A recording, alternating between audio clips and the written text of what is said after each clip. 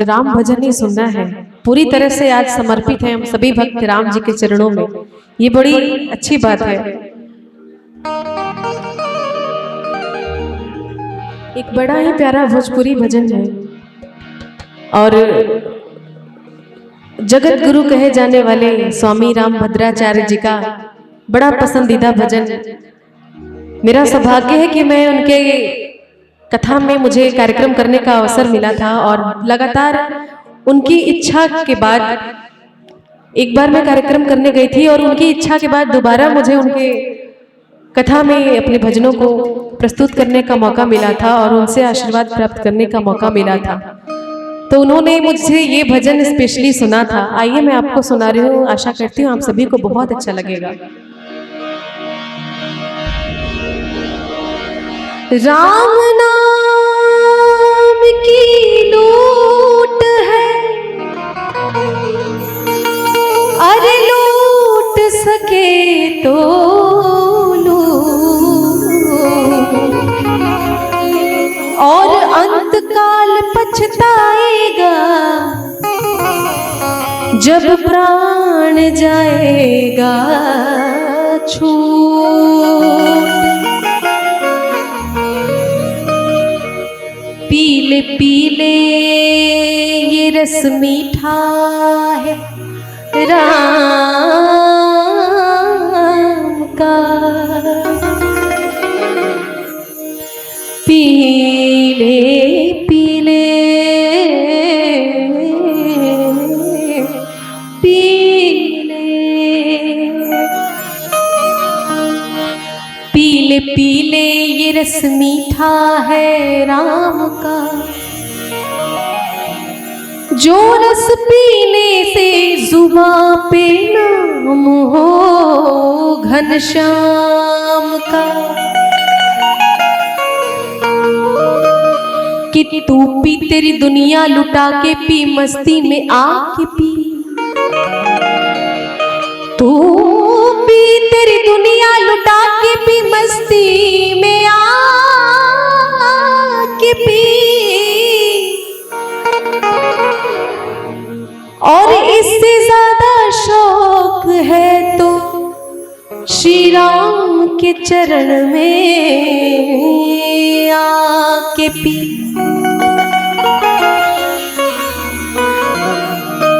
अरे जब तेरा निकल जाएगा जी तो कौन कहेगा पी।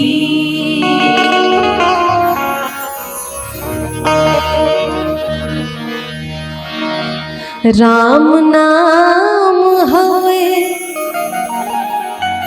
ऐसन दवाई,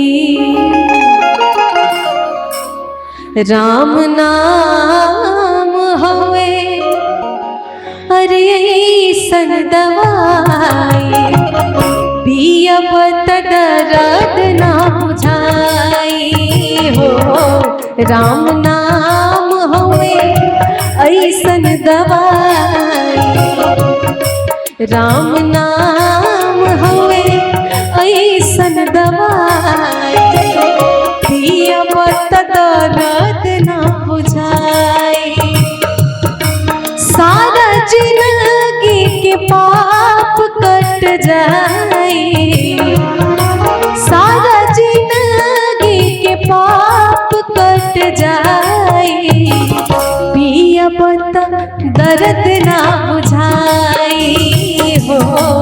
राम नाम हवे ऐसन दवाई, पियब त दर्द ना बुझाई।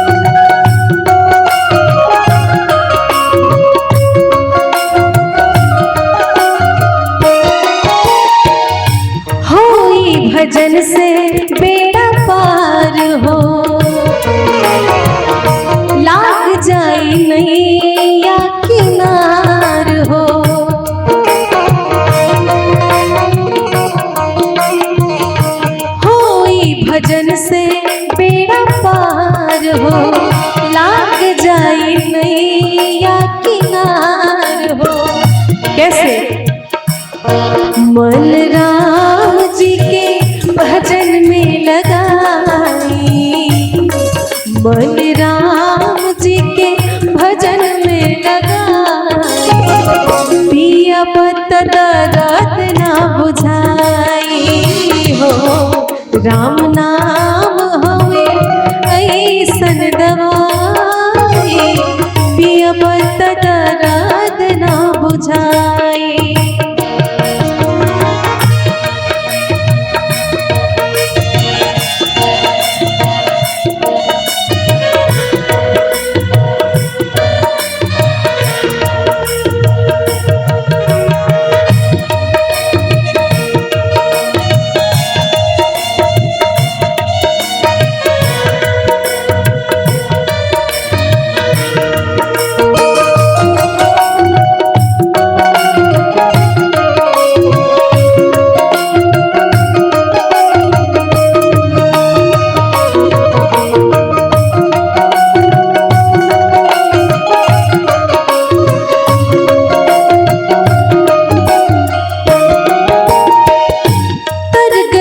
सदन कसाई, हृदय में राम के बसाई,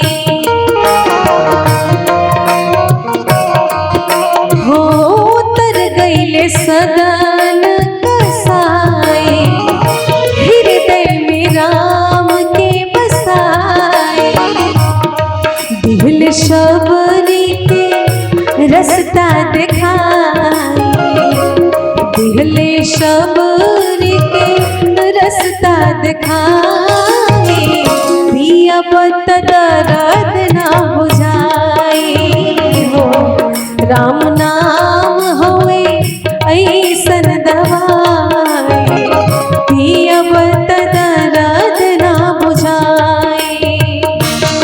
सारा जिंदगी के पाप कट जाए, सारा जिंदगी के पाप कट जाए, पिया बत दर्द ना बुझाई हो। राम नाम होए ऐसन दवाई, पिया बत दर्द ना बुझाई हो। राम नाम होए ऐसन दवाई, पिया बत दर्द ना बुझाई हो। राम नाम होए ऐसन दवाई, पिया बत दर्द ना बुझाई, पिया बत दर्द ना बुझाई, पिया बत दर्द ना बुझाई। बहुत बहुत धन्यवाद।